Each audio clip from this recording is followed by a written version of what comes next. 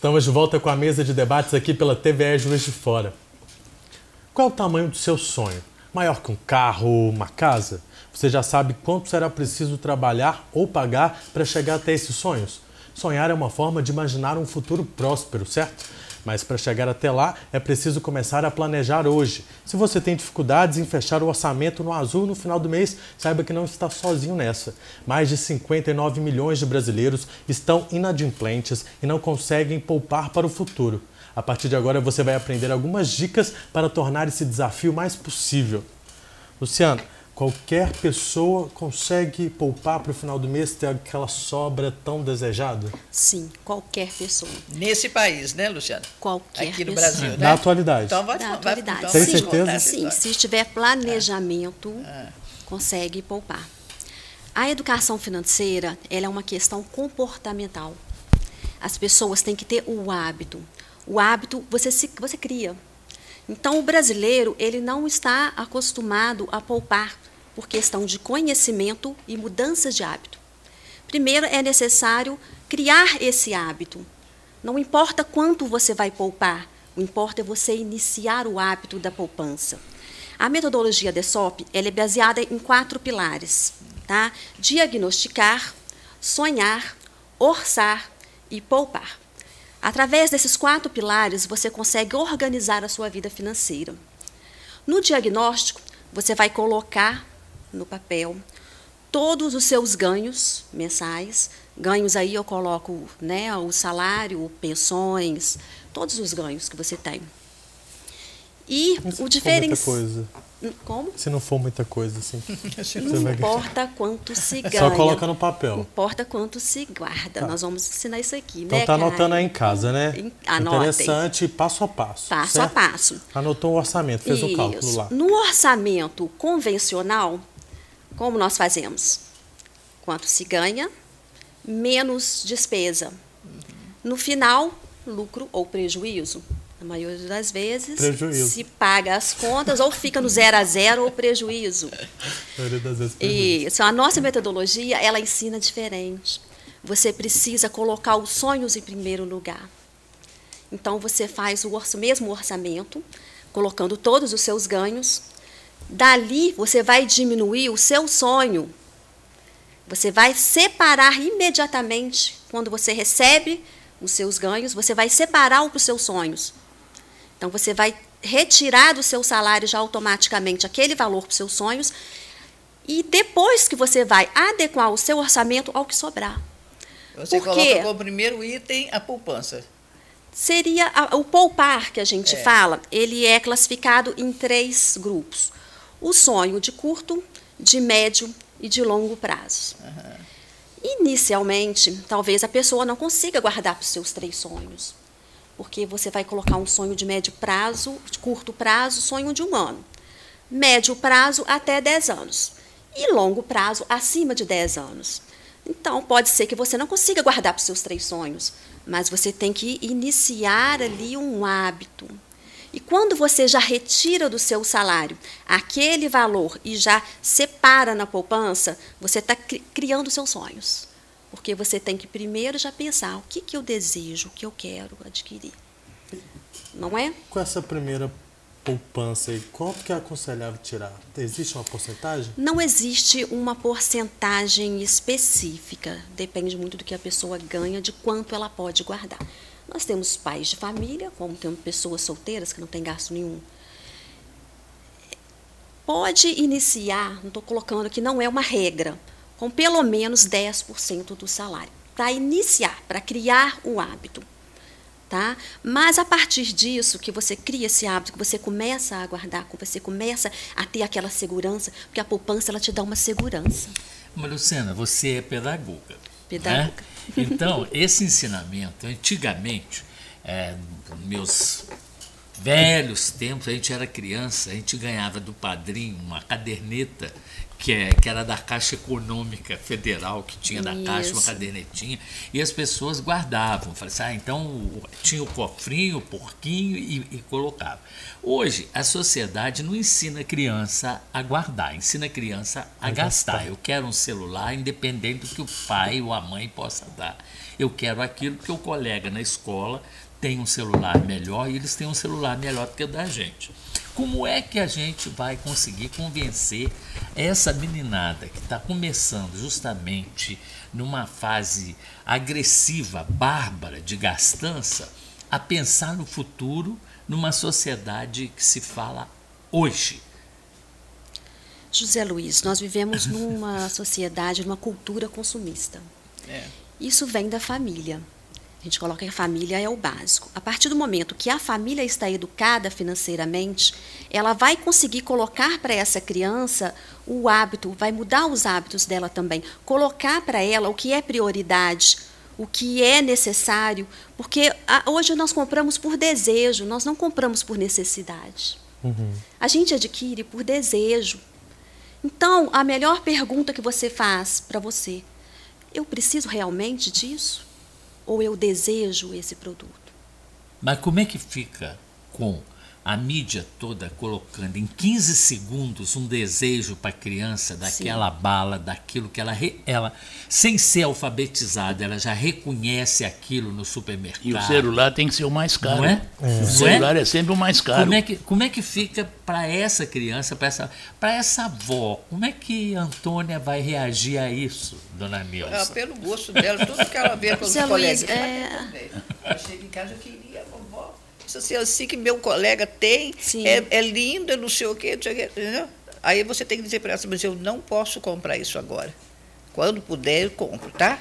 Mas eu queria levar para a escola. Pois é, mas ela vai ter que esperar, porque agora a vovó não tem dinheiro para comprar isso. Então ela começa a ouvir o tu não tem dinheiro desde cedo, porque não tem mesmo. E o tênis? E o tênis? Esse não serve, tem que ser aquele que acende, que não sei o quê. E o tênis? A família ela tem que ter uma rede, ela tem que colocar uma rede na criança. Mas se essa família já é consumista pela própria natureza, ela vai ter que se educar financeiramente primeiro, para depois passar as orientações. Vamos pensar que nem a nossa política foi capaz de guardar. Gastaram tanto, foram para Paris, puseram guardanapo na cabeça, compraram os joia. E agora champanhe de $1.000 a garrafa. Todo mundo está aí, arrebentou o país. Ninguém conservou. Como é que você vai ensinar para o cidadão comum que ele tem que guardar se o grande político não guarda, a não ser agora que ele está sendo guardado? Ele não guarda porque não é dele também, né? O político não guarda porque não é dele. Ele guarda o que seria o nosso. O dele está guardado em algum lugar que a gente não sabe, né? Não é exemplo, ele existe em todos os lugares, em todas as sociedades. Tem um mau exemplo o mesmo, Leonardo, do Grajaú, mandou uma mensagem para a gente perguntando, ele falou que a empresa, o estado atual da empresa dele não é muito bom. Ele tem recebido salários atrasados e perguntou se é possível fazer alguma coisa, se é possível economizar quando você não recebe. Bom, aí ele está numa situação atípica. Não é? Se ele fosse uma pessoa educada financeiramente, ele teria uma reserva para essa hora. Então, a orientação que eu posso colocar para o Eduardo Eduardo? Ou Leonardo? Leonardo, é a seguinte: caso, já que a empresa está nessa situação, né, ele já está caminhando para uma situação de perigo, provavelmente, se essa empresa vier a falir ou fechar, pode ser que aconteça, que a crise está aí, ele pegar esse dinheiro que ele vai receber do acerto dele, porque ele vai receber o acerto rescisório, ele vai receber o fundo de garantia dele e as parcelas do seguro-desemprego, dependendo da situação, do tempo dele na empresa. É que ele já se programe com essa situação, com esse dinheiro que vai entrar para ele. Readequar o orçamento dele e para ele chegar mais tranquilo até ele conseguir um novo emprego. No caso desses salários atrasados, realmente tem hora, não tem como você guardar. Se você não está recebendo, como você vai guardar? Mas você vai estar só paralisando ali o seu objetivo, não é? Por uma situação que não depende de você. Sim. Mas um critério que ajudaria a poupar é não pagar juros em multa, né? Então você teria que pagar em tempo. Se ele está com dívida, ele vai colocar, a prioridade dele vai ser as dívidas. Tá? Agora, a gente coloca o seguinte, qualquer pessoa que você conversa, primeira coisa que ele fala para você, Luciana, não sobra, não esperem sobrar, porque não vai sobrar. Se Luciana, você esperar sobrar para poupar, nunca vai. Por isso que a gente orienta, retire inicialmente e crie sonhos para você. Nós somos movidos por sonhos, não é? Você é artista, você sabe, nós somos movidos por sonhos. Se você não tiver um objetivo claro para você poupar, você não vai poupar. Mas ninguém acumula dinheiro por acumular, Luciana, ninguém guarda para acumular. Como é que fica a armadilha do cartão? Nós conversávamos aí, toda a empresa tem um cartão de crédito, todo lugar que eles te oferecem um cartão, aí você tem da empresa A, B, C, tudo. E a pessoa acha que aquele plástico ali não representa nada, sai fazendo gasto. Zé, como é que fica isso? Inclusive aqui em Juiz de Fora, o maior número de inadimplentes é por causa do cartão de crédito. Sim. Mas isso é querer antecipar o sonho, não é não, Luciana? Você utilizar um sistema desse, chama, né? O imediatismo, para adquirir coisa que você teria que esperar para adquirir, né?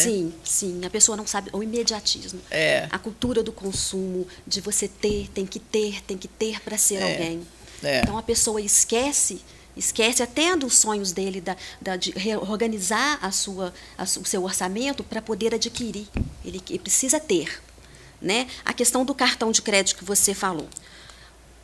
A abertura do crédito, ela propriamente, como podemos dizer, acabou com o brasileiro, né? Porque hoje você abre uma conta corrente, no momento da abertura da conta, eles já te oferecem um cartão de crédito com um limite no dobro que você recebe, te oferece o cheque especial, cheque em papel hoje não existe quase mais, né? E ainda tem aqueles outros cartões de magazine, C&A, vamos citar nomes, os outros magazines, que cada um tem o seu próprio cartão. A pessoa desorganizada financeiramente, que não é educada financeiramente, ele só vai entrando nisso. Então, aquela parcelinha aqui, eu vou comprar um produto aqui, são 10 de 50. Eu vi uma roupa que eu gostei, são mais 10 de 40. Ele não considera o valor total da compra, ele considera a parcela mínima a pagar. Quando chega no final do mês, ele vai somar ali, você coloca na calculadora, 300, aí vem 400, o susto, aí né? Vem o susto. O seu cartão de crédito... Você vai passar para o próximo bloco, você quer fazer um comentário? Eu só queria comentar o seguinte, é o cartão do amigo, deixa eu tirar no seu cartão. Nunca, Ixi, jamais. Um perigo. Isso não existe. Isso não existe mais. Existe? Existe. Existe quem ainda tem, pessoas a cara de boas. te pedir o cartão emprestado, ainda existe. Isso é uma coisa totalmente pessoal. Não caiam nessa. Mais um fator para a gente tomar cuidado, né? A gente volta daqui a pouco com a mesa de debate. Você já viu que é difícil, mas é possível poupar um pouco no final do mês. A gente já volta.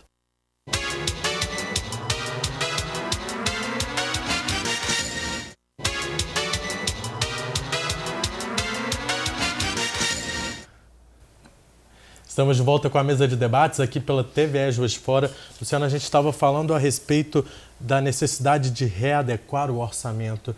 O que pode deixar de lado para sobrar algum dinheiro no final do mês? Bom, voltamos àquele ponto. Sem sofrer muito. Sem sofrer muito?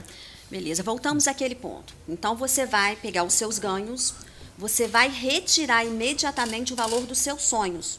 Tá? Seja 10%, 20%, vai deixar na poupança. No próprio banco que você receber, você já transfere para a poupança. E depois você vai readequar o seu orçamento, tá? Aquele montante que sobrou. Vai pagar as suas dívidas. Hoje em dia, a maioria das pessoas não tem um planejamento. Ele não sabe quanto gasta. Não tem o costume de colocar no papel. Nós orientamos utilizar um apontamento de despesa por 30 dias, somente 30 dias, senão você fica refém daquele hábito. Tá? Por 30 dias, você vai anotar tudo que você gasta. Desde uma balinha, um cafezinho na padaria, o cigarro, a cervejinha do final de semana, você vai anotar tudo. Não vale deixar algumas coisas de lado, né? Não sabotem. Não, a gente não pode se sabotar. Tem que anotar tudo durante 30 dias. Separa, classifica. Despesa com padaria, despesa com lanche, despesa de cigarro, despesa da cervejinha. Aí você vai descobrir por que o seu dinheiro não dá. você vai descobrir onde está o dinheiro. Onde está o seu dinheiro. Porque no orçamento convencional, o que você faz? Qual que são as despesas básicas de um cidadão? Aluguel, luz. Água, luz, telefone, internet. Condomínio, internet. Você só coloca aquele básico. Plano de saúde. Plano de saúde. Né? Você não sabe, na realidade, qual o gasto que você tem, porque aquele supérfluo, aqueles gastos variáveis não entrou no seu planejamento. Então, por 30 dias, você vai fazer esse apontamento. Quando você tiver com 15 dias fazendo esse apontamento, você vai pensar 2 vezes antes de fazer um gasto. Você começa a criar o hábito. É incrível. É incrível. Tente fazer isso. Luiz, eu sei Começa a fazer esse apontamento. É um empresário bem-sucedido já há muitos anos. O que você acha disso? Eu acho que é Luciana. O que a Luciana está dizendo é muito importante, mas é uma coisa que, no momento, eu acho muito difícil de ser colocada em prática. O que nós temos visto realmente é o empresário cancelar o plano de saúde, mas você lê no jornal, ele está fazendo uma viagem para Nova York, para Dubai, mas cancelou o plano de saúde da empresa dele. Né? Não tem dinheiro. É o indivíduo que cancelou o plano de saúde individual. Você encontra ele nos bares da Zona Sul, fazendo compras e fazendo ali aquela alimentaçãozinha simples, mais cara, que ele gasta 100, 200 reais, mas ele deixou de ter o plano de saúde porque disse que não podia. O filho usando aquele tênis de última geração, mas ele não pode pagar o plano de saúde. Então, o plano de saúde hoje, aquele que você vê no jornal, 2,5 milhões no Brasil, cancelaram o plano de saúde. Aqui em Juiz de Fora, mais de 200 mil cancelaram o plano de saúde, considerando o levantamento de 3, 4 empresas principais. Mas aquele empresário que cancelou o plano de saúde não deixa outras coisas que não são prioritárias, e você está coberta de razão, como diz que eu deveria fazer um levantamento prioritário dos meus gastos, mas isso é um pouco abstrato e utópico, infelizmente, que na nossa cultura não acontece. Ele está gastando um dinheirão em barzinho, em torresmo, em cerveja, em não sei o quê, mas não pode pagar 100, 150 reais de um plano de saúde. Mas nesse torresmo ele já vai se preparando para o plano de saúde. O torresmo de maneira, a Luciana está coberta de razão. É por isso que no início da nossa conversa eu coloquei que a educação financeira ela é comportamental. Ela necessita de mudança de hábitos. E tem que ser Se pontual. Se você não mudar o seu comportamento, tem que ter aquele ponto. Você não vai conseguir realmente. É necessário. Importante pelo supérfluo. Pelo supérfluo. Sim. E só para terminar aquela linha do apontamento, a partir do momento que você colocou ali na cadernetinha todos os seus gastos, quando chegar ao final do mês, que você for somar aqueles gastos, que a gente considera talvez até supérfluos, porque às vezes você tem o hábito de lanchar na rua, sendo que você poderia estar comendo uma fruta, uma coisa mais saudável, trazendo um lanche. Então, quando você soma aquilo e você coloca, você está vendo realmente para onde está indo o seu orçamento, o seu dinheiro. Então, você vai readequar esse simples exercício, ele vai te orientar a como reduzir. Sem falar, é lógico, nas contas, né, das despesas fixas, que você também consegue reduzir. Você sentando com a sua família, com os seus filhos e conversando, você consegue reduzir um percentual na água de luz. Porque uma coisa você consegue reduzir um plano de internet, de repente, que você consegue num preço melhor e consegue negociar. Luciana, isso aí significa nós estamos em crise, nós precisamos negociar. Isso aí significa que esse tipo de comportamento você só vai ter se você tiver um sonho para alcançar. Um sonho. Né? Tudo é baseado no sonho. O sonho aí é o motivador. Motivador. Né? Você começa a querer fazer uma economia para alcançar um objetivo. Sim. E, Neide, a partir do momento que você consegue uma certa quantia na poupança, aquilo te dá segurança, e motivação para continuar.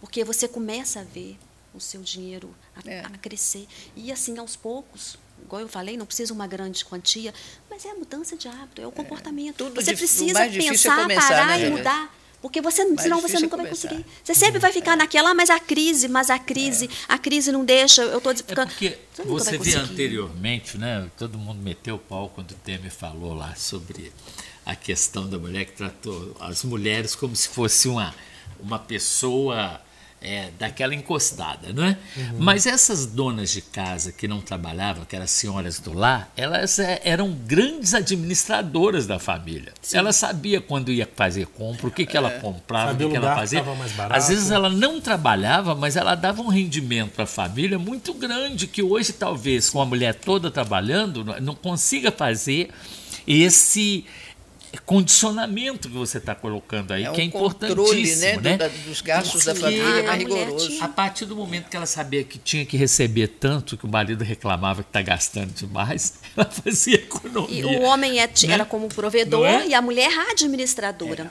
Ela tinha esse papel, porque ela tinha que fazer o dinheiro tinha que dar para o mês. E ela fazia poupança. Hoje mudou. E para não ouvir o marido no ouvido dela. A mulher empoderada então, hoje tem que trabalhar. A família tem que estar junto, né? É verdade. Ela preferia economizar do que ouvir o marido buzinando no ouvido dela, que ela está gastando demais. Terminando, eu digo o seguinte, se ela quiser economizar em saúde, que ela vá para a AME. Já tem a opção do plano de saúde com um preço melhor. Comercial. Comercial. Infelizmente, o nosso programa chega ao fim. A sua fala foi inspiradora. Eu vou tentar poupar e depois te aviso. O torresmo, tem que cortar o torresmo. Tem que cortar umas coisas aí. Obrigado, viu? Até semana que vem, nos vemos de novo. Muito obrigado. Muito obrigado. Eu gostaria também de agradecer mais uma vez a sua companhia aí de casa. Lembrando que a mesa de debates volta amanhã, então a gente tem um encontro marcado às 11 horas da manhã, ao vivo, aqui pela TVE Juiz de Fora. E a reprise do programa de hoje, às 6 horas da tarde. E também, a qualquer momento, pela internet, no nosso canal do YouTube ou pelo site do Diário Regional. Muito obrigado pela companhia, uma ótima tarde e até amanhã.